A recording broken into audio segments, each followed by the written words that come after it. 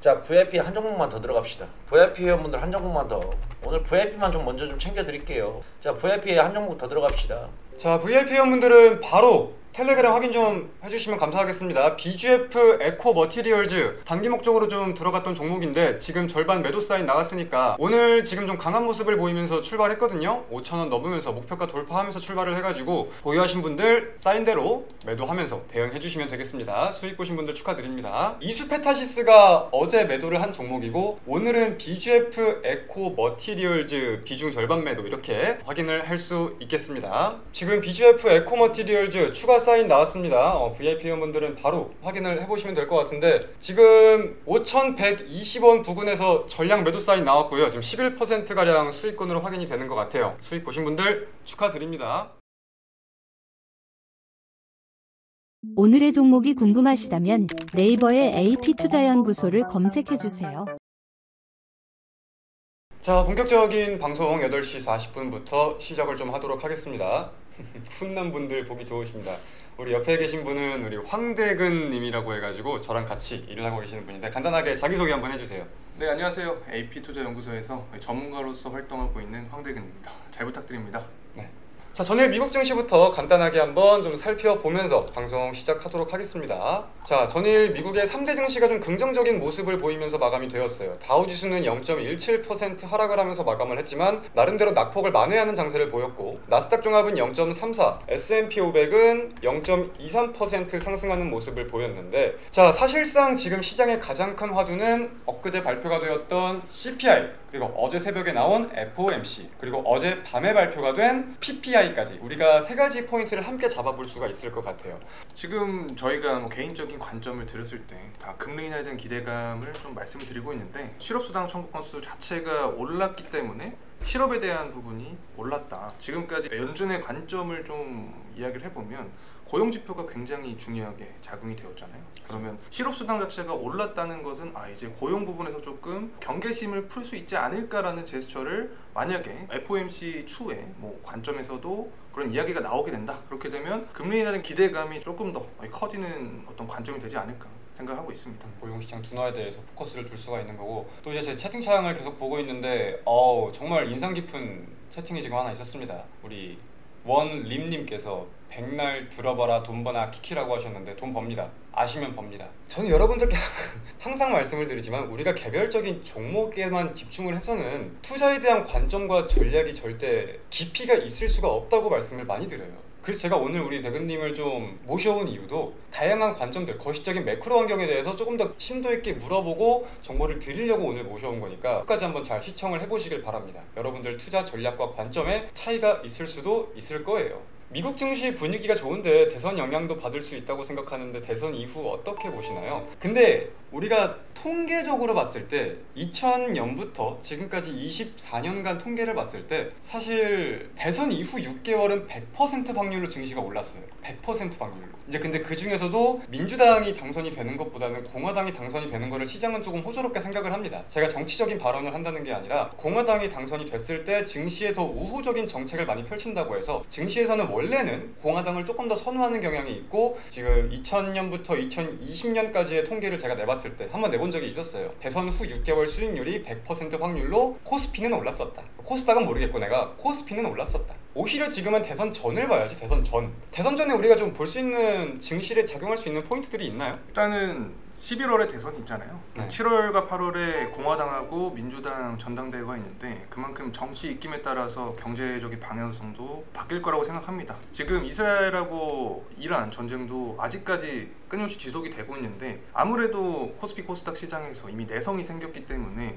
조금 더 강한 리스크가 발현이 돼야지 이 부분이 좀 시장에 영향을 주지 않을까 생각을 하고 있습니다. 그래서 전당대회를 앞두고 어떤 변동성적인 부분에 대한 그 부분을 우리가 좀 체크를 해야 되지 않을까. 어제는 심택을 말씀을 드려서 오늘 동시효과가 좀 나쁘지 않긴 한데 어제는 사실 매수가 근처에서 계속 움직임을 보였었죠. 한 2%까지는 못 갔던 것 같고 이거는 일단은 좀 봐야 될 것 같고 오늘까지. 자, 장 시작했습니다. 개장 직후에는 흐름들 좀 잠깐만 지켜보도록 할게요. 자, VIP 회원분들은 바로 텔레그램 확인 좀 해주시면 감사하겠습니다. BGF 에코 머티리얼즈 단기 목적으로 좀 들어갔던 종목인데 지금 절반 매도 사인 나왔으니까 오늘 지금 좀 강한 모습을 보이면서 출발했거든요. 5,000원 넘으면서 목표가 돌파하면서 출발을 해가지고 보유하신 분들 사인대로 매도하면서 대응해주시면 되겠습니다. 수익 보신 분들 축하드립니다. 어제도 채팅창이 좀 많이 올라왔었는데 어제 흐름이 나쁘지가 않았어요. 동시효과도 확 띄우면서 마감이 됐고 오늘 6.05% 갭 띄우면서 출발을 했습니다. 이수페타시스가 어제 매도를 한 종목이고 오늘은 BGF 에코 머티리얼즈 비중 절반 매도 이렇게 확인을 할 수 있겠습니다. BGF 에코 머티리얼즈 잘 가네. BGF 에코 머티리얼즈 이게 어제 동시효과 보신 분들은 알겠지만 동시효과가 꽤나 띄어가지고 마감이 됐어요. 그리고 시간에서 약간 약세를 보이긴 했었는데 오전에 차익 물량 한번 받아내고 지금 8%대 급등이 나와주고 있습니다. 지금 BGF 에코 머티리얼즈 추가 사인 나왔습니다. VIP 회원분들은 바로 확인을 해보시면 될 것 같은데 지금 5,120원 부근에서 전량 매도 사인 나왔고요. 지금 11%가량 수익권으로 확인이 되는 것 같아요. 수익 보신 분들 축하드립니다. 심택 오늘 괜찮다고? 내가 누구보다 많이 보고 있어.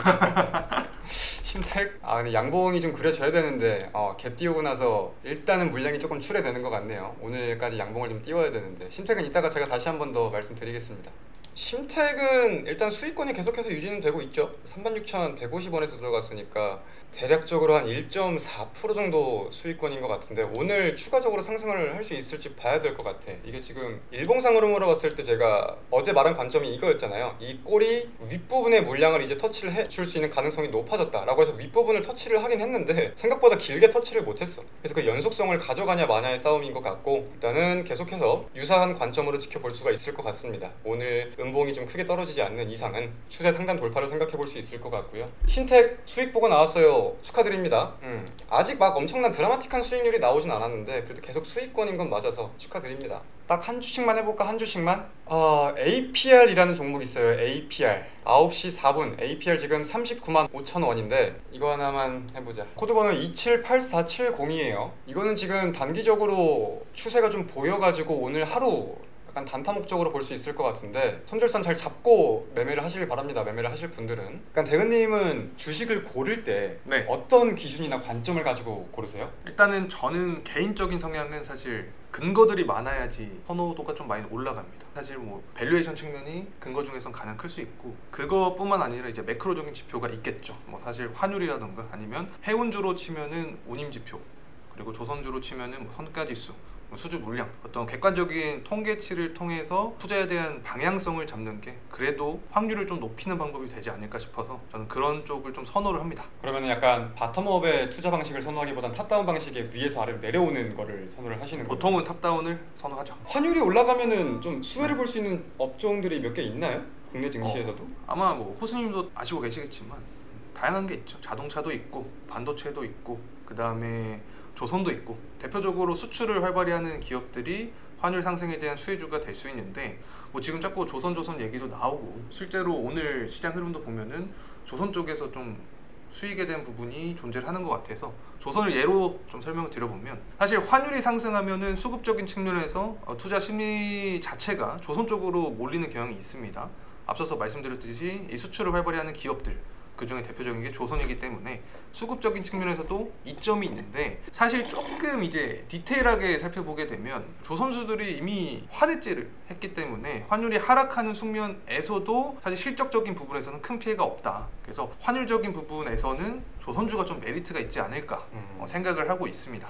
결국 국내 증시는 이제 외국인 투자자의 비중이 높을 수밖에 없고 원달러 환율의 중요도가 낮을 수가 없는 환경이잖아요. 매일같이. 네. 원달러 환율에 대해서는 좀 생각하시는 관점이 있으세요? 환율 자체가 조금 꺾이고 있는 상황이잖아요. 그래서 환율이 만약에 1370원 구간을 이탈을 하면서 좀 하락하는 모습을 보여주면 이제 그래도 유동성 측면에서 봤을 때 다시 국내 증시에 돈이 조금씩 들어올 확률이 있지 않을까. 환율이 상승하면 이제 자본금이 이탈을 하니까 달러화가 약세를 보일 것이다 라는 데 대해서 좀 명확한 이유가 있으세요? 사실 달러화 같은 경우는 거의 예측의 영역이잖아요. 이렇게 되다가 뭐 정세가 불안해져서 안전자산에 대한 수요가 증가하면 다시 한번 달러가 상승할 수 있는 부분이라 현재 어떤 기조 자체만을 봤을 때는 아직까지 그래도 하락의 가능성이 있다. 근데 7월 8월 이제 정치 일정이 빡빡하게 잡혀있기 때문에 정세 분위기에 따라서 상승에 대한 변곡점이 나오면 그때부터는 다시 한번 추적을 해봐야죠.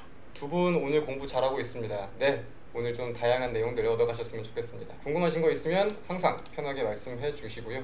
현재 달러는 무조건 강세입니다. 경기가 안 좋아도 안전자산으로 강달러, 경기가 좋으면 당연히 강달러. 제 생각에는 금리 인하해도 달러 약세는 기대하기가 어렵다고 생각합니다. 이런 관점도 좀 재밌는 포인트가 될 것 같습니다. 저도 한 번쯤은 생각을 했던 거라. 사실 미국 같은 경우에 가장 대표적인 게 달러 수출하는 거잖아요. 그래서 안전자산에 대한 수요는 계속해서 탄탄할 확률이 있지만 지금까지 그래도 제 경험상, 짧지만 제 경험상으로 돌이켜 봤을 때 패턴적으로 한번 달러도 어떤 방향성을 갖추면 원자재 시장처럼 그쪽으로 가는 경향이 있기 때문에 지금 하락하는 관점을 유지를 한다면 약세에 대한 분위기가 그래도 조성이 되지 않을까, 개인적인 의견을 드립니다. 거시적인 내용에 대해서는 사실 특히나 달러화의 변동성에 대해서는 예측 불가한 변수들이 많기 때문에 무언가가 정답이 있다라고 생각을 할 수는 없겠지만, 저는 이제 지금은 그 생각은 있어요. 최근에 이제 주말에 영상을 통해서도 몇 번 말씀을 드렸다시피 원래도 미국채에 대해서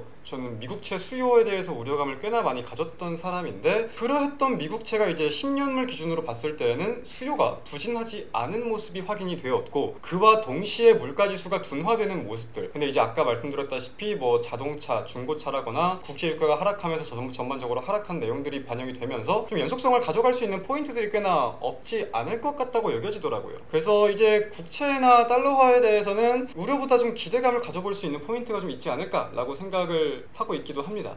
우리가 장대 양봉을 볼 때 단순하게 거래량이 전일 대비 몇 퍼센트 들어왔다, 혹은 이거 상한가 캔들이다, 셀 거다, 이렇게 생각을 하시기도 하는데, 우리가 이것도 한번 염두에 둬봐야 돼요. 이 캔들의 크기로 하여금 이 캔들이 얼마 동안의 매물을 잡아먹었는지, 한 달 동안의 매물인지 3일 동안의 매물인지, 그러니까 이 캔들이 나올 수 있기에 얼마나 많은 공수가 들어갔고 난이도가 얼마나 높았을지 여부에 대해서 생각을 해보면은 이 캔들과 기준봉에 대한 신뢰도가 더욱 올라갈 수 있기 때문에 좀 생각을 다르게도 한번 해봐도 좋을 것 같습니다.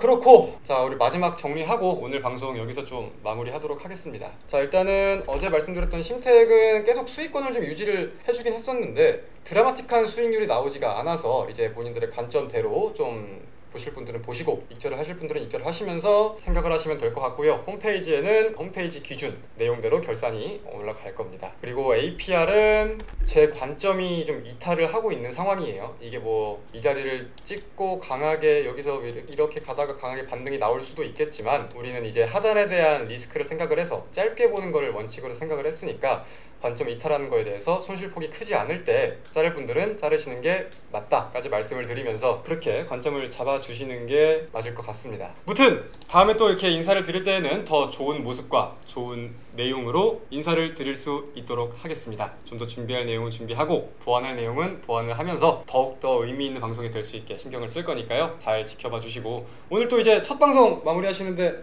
마무리 인사 한마디 해주시겠어요? 일단은 굉장히 좀 티는 안 냈지만 떨린 마음이 컸습니다. 근데 호수님이 잘 진행을 해주셨고, 그리고 제가 하고 싶은 말 100%는 하지 못했지만 시청자분들께서 좀 잘 판단을 해주셨을 거라고 생각을 하고, 기회가 오게 되면 조금 더 심도 깊은 같이 공부를 할 수 있는 그런 내용들을 가지고 다음번에 한 번 더 출연을 하고 싶습니다. 네, 그럼 오늘 방송 이렇게 좀 마무리하도록 하겠고, 심택 박박 벌었어요. 다행이네. 식사 맛있게 하세요. 오늘 방송은 여기서 마무리하도록 하겠습니다. 금요일 장세가 좋지 못한데 오늘 좀 보수적으로 시장 흐름을 바라볼 필요가 있을 것 같고, 전반적인 투자 심리가 좀 양극화가 되고 있는 것 같아요. 좀 체크할 부분들 체크하면서 마무리하도록 하겠습니다. 좋은 주말 보내시고 다음 주에 혹은 다다음 주에 뵐 수 있을 때 뵙겠습니다. 고생하셨습니다. 안녕.